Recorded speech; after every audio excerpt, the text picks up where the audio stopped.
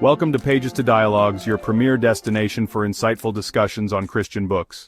Join me as we delve into the pages of thought-provoking Christian literature and explore the timeless truths and principles that can transform our lives. From classic devotionals to contemporary bestsellers, we'll engage in meaningful dialogues that will inspire, encourage, and challenge you to grow deeper in your faith. So, subscribe to Pages to Dialogues now and join the conversation. Don't forget to hit the notification bell so you can stay updated on new episodes and exclusive content. Let's turn pages into conversations that matter. All right, everyone, buckle up, because today we are diving deep into, well, marriage. Ooh, spicy. It is. And to guide our deep dive, we have Timothy Keller's book, The Meaning of Marriage. This book, though, it's not your typical marriage advice kind of thing. It's a little bit of everything. It really is, like a blend of personal stories, biblical wisdom, even some pretty sharp social commentary. What do you think? I think what makes Keller's approach so interesting is, he doesn't shy away from, like, the messy realities of marriage. Yeah. Like, both the traditional and the modern view. But he acknowledges the tension there, but then kind of goes deeper, Yeah. Like, what actually makes a marriage work and why it still matters so much. Especially in a world where everyone's kind of questioning it, you know? Like, is it even relevant anymore? And what's funny is Keller starts right off the bat saying, like, this whole soulmate thing, like finding your soulmate, like the whole fairy tale. The one, yeah, like that's a pretty new concept. Yeah. For most of history, it was about duty and family and building a life together. It was very practical. It was practical. Yeah. Do you think we've, like, lost sight of something by being so obsessed with this whole one idea? It's a great question. And Keller brings up this statistic that I found so thought-provoking. Two-thirds of unhappy marriages become happy within 5 years if they just stick it out. Wow. 2/3. But now it's like the second things get tough. It's like grass is greener. Next. Swipe right. Next. Yeah. Exactly. Well, we are bombarded with these images, social media, these perfect relationships, always searching for that perfect match. We forget, like, real relationships take work.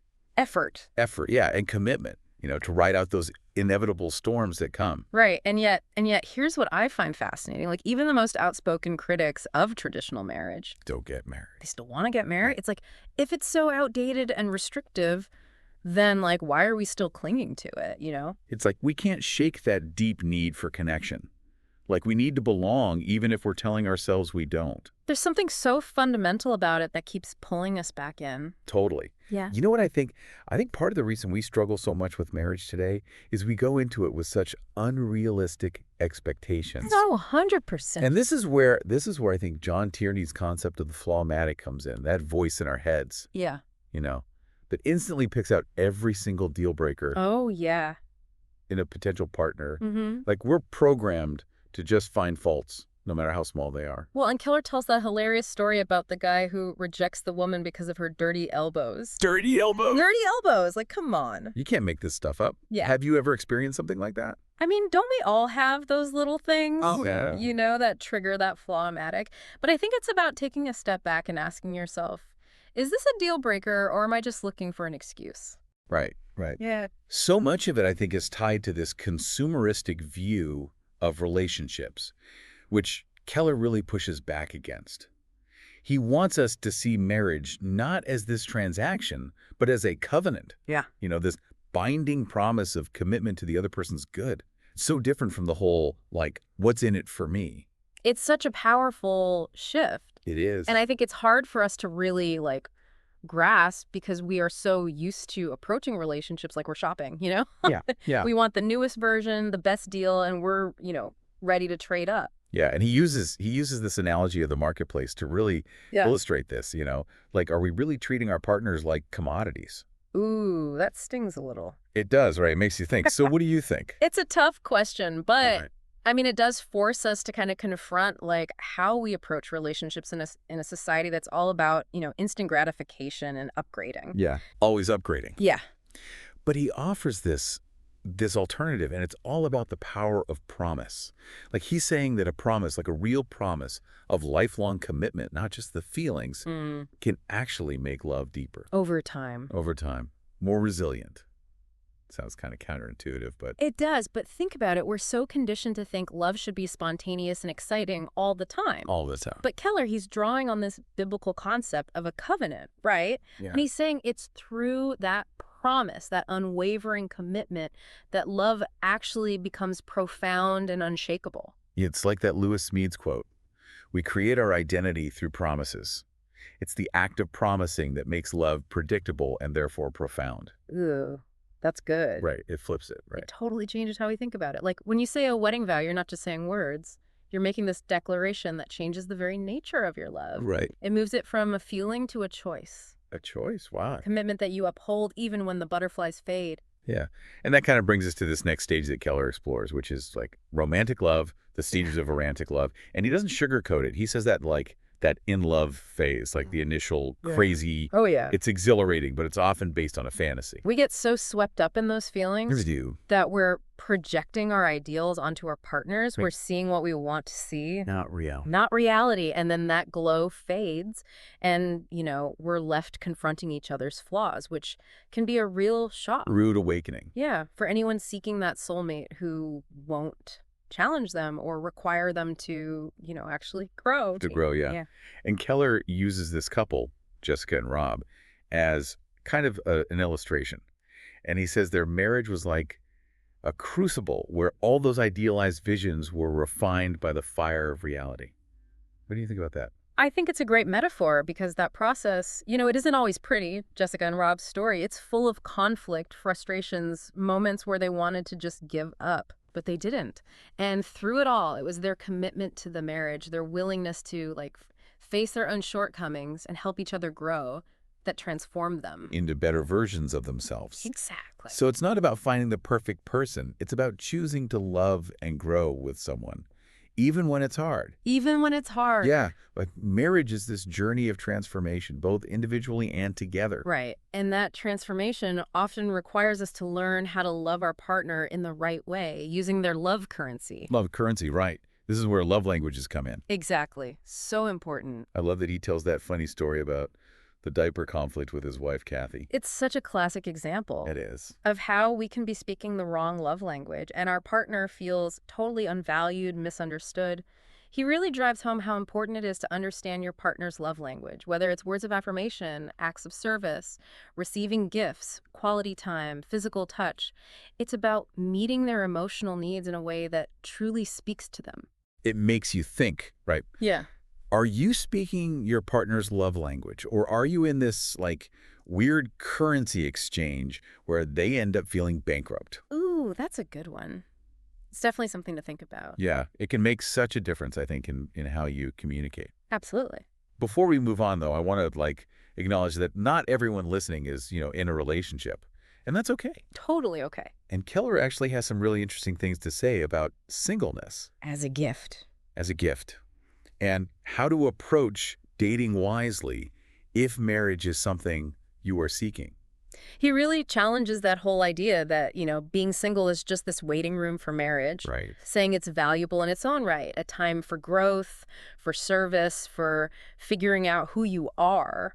For those looking for a partner, though, he gives some practical advice, right? He does. Like prioritize friendship, cultivate what he calls comprehensive attraction, which is beyond just looks and money. Beyond the superficial. Yeah, and don't let passion escalate too quickly. Yeah, pace yourself. Pace yourself. Yeah, it's about building a foundation, right? Shared values, respect. Exactly. Real connection before you jump into the whirlwind. And this is where Kathy Keller comes in with her pearls before swine speech. Oh, yes. She really hits home that, setting boundaries, valuing yourself is so important. She shares a story about her own relationship with Tim that shows, how dangerous it can be to just pour your heart into someone who isn't reciprocating. Yeah, protect yourself. Yes. Wait for someone who sees your worth. Totally. Let's talk about sex. Ooh, okay. This is where Keller gets into some pretty controversial stuff. He does. He lays out this biblical view that sex is not just about pleasure. It's about knowing God and building that deep connection. That covenantal connection. Yeah. He uses this metaphor of sex as an emotional commitment apparatus. Interesting. Right? Designed to foster that whole life entrustment, intimacy, vulnerability. That can only thrive in a committed relationship. That makes sense. Right.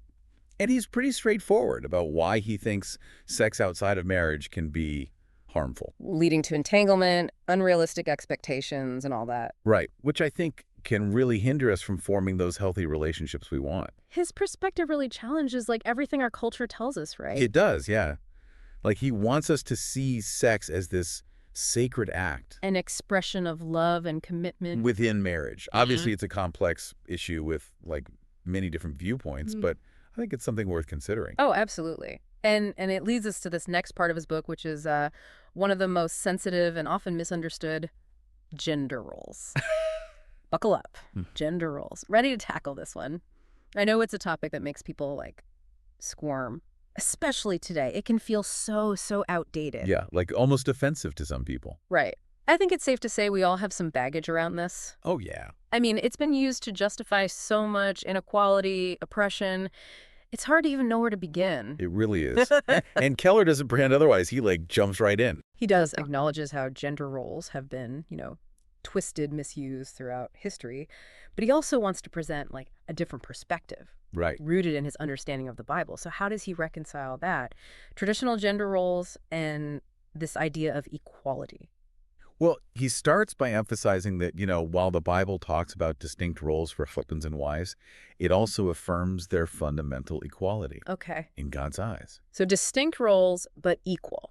Like, I'm trying to picture that. It's like, think of it like the dance of the Trinity is what Keller uses. Yeah. The Father, Son, and Holy Spirit. Each has a distinct role, right? Right. But they're also equal in their essence, and they work together in perfect harmony. Okay. I see how that could apply to marriage. It's not about one person, being over the other. It's recognizing what each person brings to the relationship. Exactly. It's like this interplay of, a strength and submission, leadership and support, all within a framework of mutual love and respect. And he even goes further to say that this dynamic, these distinct but complementary roles, it's not just in marriage, it's woven throughout all creation. Oh, wow. So he's going all the way back to Genesis with this, Adam and Eve. He does. He points out that, like, when God creates Adam and Adam's all alone, God says it's not good. And that's the first time in the entire creation story that anything is, like, deemed imperfect. Wow. So that's pretty profound when you think about it. It suggests that there's something incomplete about being alone. Yeah. Like men and women were designed to complement and complete each other. And Keller's clear that this completion, isn't just about having kids or fulfilling some societal expectation. It's about reflecting God's image, like, more fully together. Yep. Two halves making a whole, you could say. You know what I appreciate about Keller's approach here? It's that he doesn't just lay out this, like, biblical perspective, As a rule book. Yeah, like, these are the rules, follow them. Right. He delves into the, like, deeper meaning behind those roles. Yeah. Like, what does headship really mean? What does submission really mean? On a spiritual, emotional level. Yeah. And this is where it gets tricky, right? Because those words, they're loaded. Yeah. So much baggage. But Keller's adamant that, like, headship as the Bible defines it is not about controlling your partner. It's about serving them. Serving them. Putting their needs first. Yeah. Laying down your life for their well-being. Just like Christ did for the church. Powerful imagery there. It is. He even uses, like, the image of Jesus washing the disciples' feet. Like that ultimate act of servant leadership. Right. It's a total redefinition of what leadership should look like. Yeah, it's not about power or authority. It's about humility, sacrifice, and putting others first. So how does he redefine submission then? Well, he emphasizes that submission in the context of, a loving, committed marriage. It's not about being passive or subservient. Right. It's about respecting your partner's leadership, trusting their judgment, and working together toward a shared vision. It's choosing to yield to their strengths, allowing them to take the lead. So it actually requires strength. A lot of it. And courage, wouldn't you say? Like, to relinquish control, trust your partner to lead well. It's not easy. And I think it's important to hear Kathy Keller's perspective on this, too. Yeah. I mean, she's very open about the fact that, submission can be a really tough concept. For modern women. Especially for modern women. I bet she gets a lot of pushback. Oh, I'm sure. But, she shares her own experience, right? And she talks about finding freedom, fulfillment within that framework of biblical submission, how submitting to Tim's leadership actually helped her become more herself. More herself, not less. Not less, yeah. Like it allowed her to flourish. So she's not saying, like, erase your personality, be a Stepford wife. No, no, not at all. Yeah. It's about recognizing their strength and unity. And working together. Yeah. Yeah, it's about choosing to honor your husband's leadership, not because you have to, but because you trust him. You want to support him. Exactly. And I think what they're both trying to say is that this dynamic, Yeah. when it's rightly understood, lived out, it can lead to a depth of intimacy and connection that you just can't find in relationships that are based on competition or like this constant power struggle. Okay, let's be real. I know there are people listening who are like, this sounds like a recipe for disaster. Oh, I'm sure. Like this whole headship submission thing. Yeah. One person's going to be controlled, the other's going to be stifled. What would you say to that? I totally get that skepticism. I mean, given all the baggage. But what if we stripped all that away, The historical misuse, how it's been distorted. What if we saw it not as a power struggle, but as a dance? A dance? Yeah, a way of moving together in harmony. Each playing their part. Exactly. It's a different way of thinking about it, that's for sure. But again, Keller's not saying we should go back to some 1950s Leave It to Beaver thing. Right, right. He's just inviting us to explore, Yeah. a deeper understanding of gender and its role in marriage. As he understands it from the Bible. Yeah. And I think one of the key takeaways from this whole section is that marriage, when it's grounded in that shared commitment to Christ, can be a profound journey of sanctification. Okay, hold on. Sanctification, big word. What does that even mean?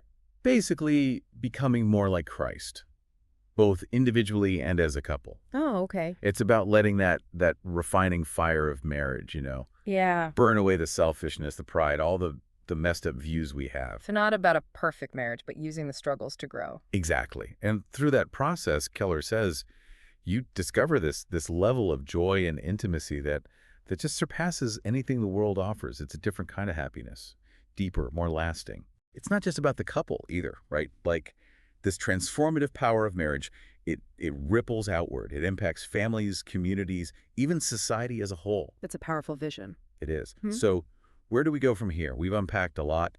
Commitment, covenant, gender roles. What does it all mean for, people who are single, dating, in relationships? That's what we'll be exploring in the final part of our deep dive into the meaning of marriage. Stick around. All right, welcome back, Deep Divers. We're in the home stretch now of our exploration of the meaning of marriage. I have a feeling, though, that some of you might be thinking, okay, yeah, this is all great, but where's the fun in all this? Right. All this talk about covenant and sacrifice and sanctification, like, what about happiness? You're reading my mind. But don't worry, Keller doesn't shy away from that question at all. He acknowledges, marriage, it is hard work, but he also really emphasizes that it can be a source of incredible joy. Deep fulfillment, even when it's hard. Exactly. Even in the midst of the challenges. So it's not about finding that happily ever after, where everything's just easy breezy. Not at all. In fact, he suggests that those very things that make marriage so tough, the commitment, the sacrifice, even confronting those flaws, those are the things that lead to deeper intimacy, growth, and lasting happiness. It's kind of a paradox. It really is. It goes against everything our culture tells us. It does. We're told that happiness comes from finding that perfect person, the one who completes you, makes life blissful. And then we're disappointed when real life, Yeah. doesn't match the fairy tale. Right, right. But Keller, he kind of flips the script, He says true happiness in marriage, it comes from something much deeper. Like choosing to love and serve the other person, even when it's hard. Even when it's really, really hard. It's about embracing that shared journey of, growth, forgiveness, becoming more like Christ together. One thing that really stuck out to me in this last part of the book is how much he talks about intentionality. Oh, yeah. He says, we can't just coast, and expect love to just magically happen. It takes effort. It does. We have to be deliberate about cultivating connection. And intimacy. So what does that look like, practically speaking? Well, he talks about things like scheduling date nights, making time for real conversations, expressing love in ways that your partner will actually, get. In their language. In their language. Yeah. Like, what are your love currencies? What do you think? That's a good question. I'm definitely, I think, quality time. Okay. But I also really appreciate words of affirmation. What about you? I think I'm a mix of, acts of service, and physical touch. Mm. I mean, knowing those things about each other, it can help you understand how to show love in a way that they'll actually feel it. Right, it takes the guesswork out. It does.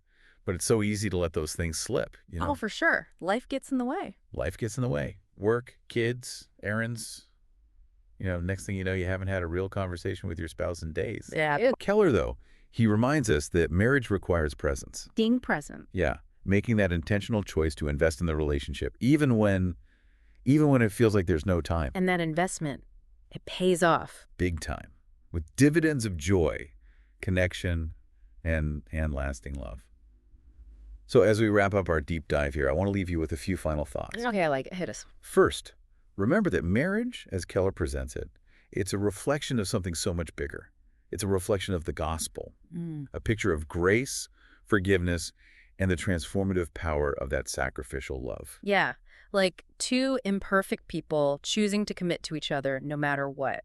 And through that commitment, all the ups and downs, they get to experience this kind of love and connection that points to something beyond just themselves. And second, don't be afraid of the hard work. Marriage takes effort, intentionality, and a willingness to face your own flaws and theirs. And that willingness to lean into those challenges, it leads to growth, intimacy, and a happiness that's not just about the fleeting emotions or checking off boxes. It's something deeper. And finally, whether you're single, dating, or already married, remember that God has a plan. He does. For your life and for your relationships. Trust his guidance, seek his wisdom, and let him lead you, on that journey of love and growth and fulfillment. If this deep dive has, piqued your interest, we encourage you to check out Tim Keller's book, The Meaning of Marriage, for yourself.